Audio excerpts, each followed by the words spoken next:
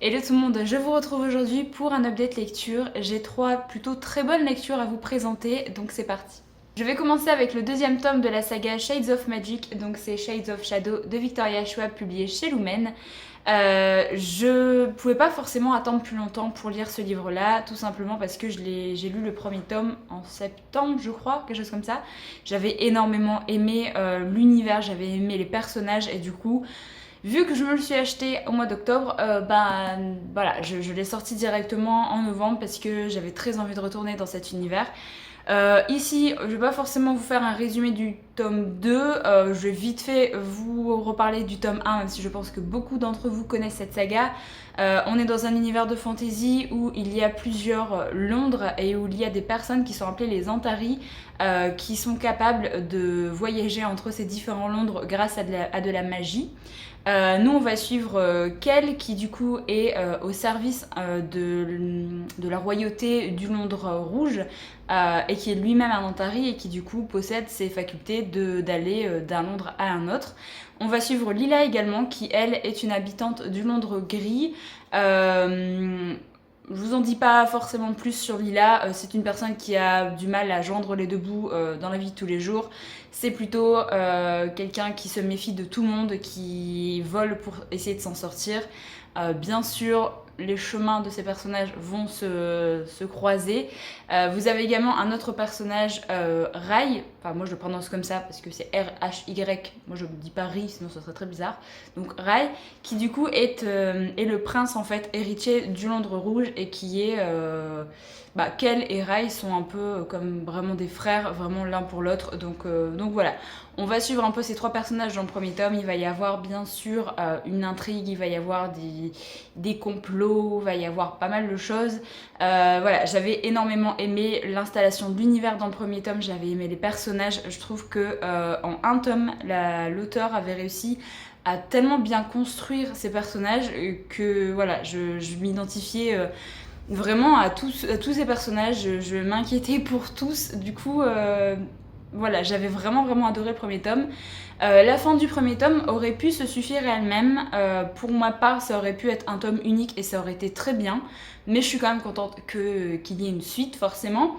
Dans ce deuxième tome, pour mon avis, moi personnellement, j'ai beaucoup aimé. J'ai passé un excellent moment de lecture. Il n'est pas forcément au même niveau que le premier tome, puisque globalement, je trouve qu'il n'y a pas d'intrigue tout au long de ce livre-là, en fait. Il n'y a pas d'intrigue qui continue par rapport au premier tome. Enfin, il y en a une, mais elle est vraiment exploitée dans les 100 dernières pages, je dirais. Sinon, pendant la première partie du roman, ce tome fait 600 pages. Pendant les 300 premières pages, vous retrouvez les personnages, vous retrouvez là où on les a laissés un petit peu. Non, il y a quelques mois qui sont passés, mais voilà, dans les situations qu'on les a laissés après le premier tome. Et voilà, en fait, on suit leur quotidien, on attend qu'ils se retrouvent, on attend, et il se passe 300 pages. Donc c'était un peu long, mais malgré ça, j'aime tellement l'écriture de Victoria Schwab que pour moi, j'ai passé un excellent moment. J'ai adoré retrouver ces personnages, en découvrir de nouveaux. J'ai quand même beaucoup aimé l'histoire en fait, qui peut être propre à ce livre-là par rapport à nos personnages. Ça les fait tellement évoluer que moi personnellement j'ai adoré. Et l'intrigue du coup qui se met en place vers la fin du roman est trop bien, et du coup j'ai très envie de lire le troisième tome. Voilà, donc je suis très contente de l'avoir lu là ce mois-ci. Et par contre je sais très bien que ça peut ne pas plaire à tout le monde, clairement. Cette trilogie, je pense, n'est vraiment pas faite pour les personnes qui n'aiment pas, où il y a de la fantaisie qui prend son temps, où les auteurs mettent du temps à construire leur univers, mettent du temps à peaufiner leurs personnages, parce que là, clairement, c'est le cas. Là, dans ce tome 2, c'est clairement un tome qui va vous apporter beaucoup sur les personnages, un peu encore sur l'univers, mais au niveau de l'intrigue et de l'action, c'est pas ça en fait. Donc je pense que ça a pu déplaire à pas mal de personnes, mais moi, comme je l'ai dit dans le vlog où je vous parlais de ce livre-là, je pense que j'ai eu un coup de cœur pour l'écriture de l'auteur, et je pense que c'est pour ça que j'ai autant adoré, et que je pense que tous ces autres livres, ce sera possiblement le cas aussi. Ensuite, je vais vous parler d'un thriller que j'ai lu au moment d'Halloween. Il s'agit de Mort, donc de Johanna Gustafsson, publié chez Brajlon. J'avais lu Bloc 46 au tout début d'année, j'avais vraiment beaucoup aimé et du coup je me suis dit que ce serait sympa de lire un petit thriller comme ça pour le moment d'Halloween. Ici on va retrouver les mêmes...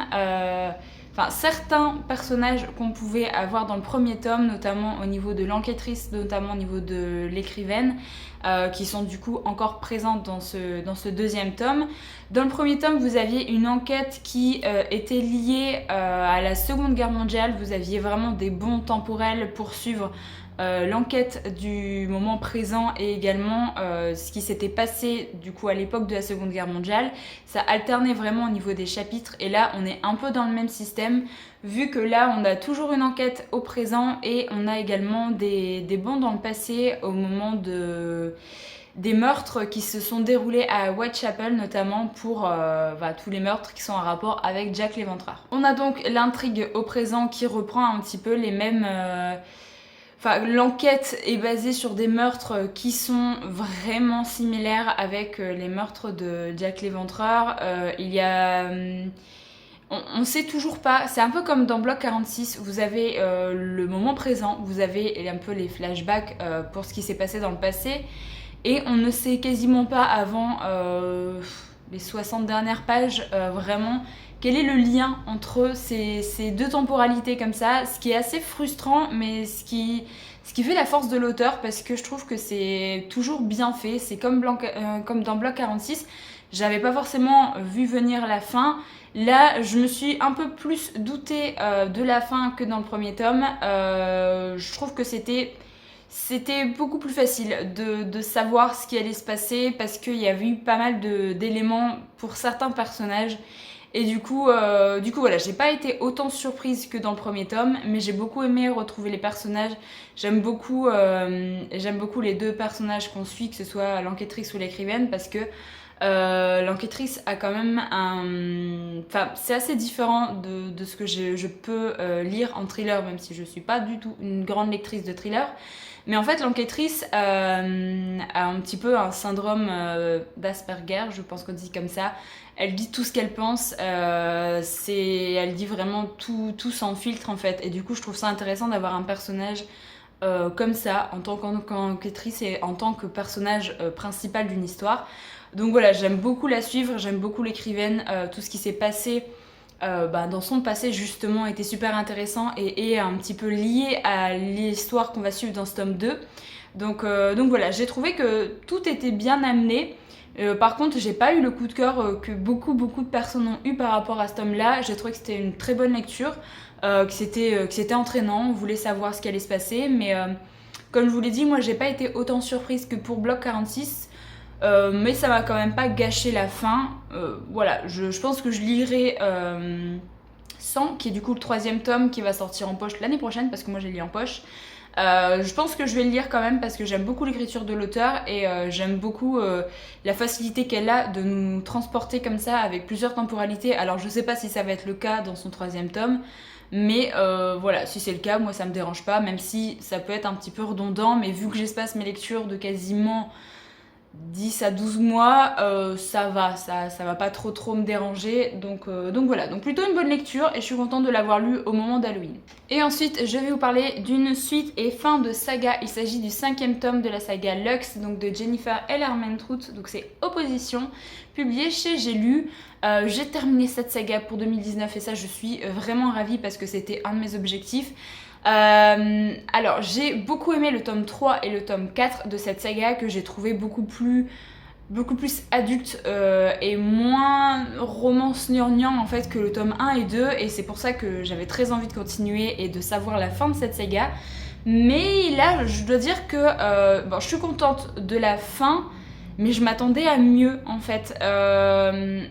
Je sais pas, bon je vous fais vraiment pas de résumé là pour ce tome 5, si vous voulez aller voir mon avis sur les premiers tomes, cherchez dans ma playlist Update Lecture, parce que là clairement je vais vous spoiler en fait si j'essaye de faire un résumé du premier tome, donc je préfère ne pas en faire du tout.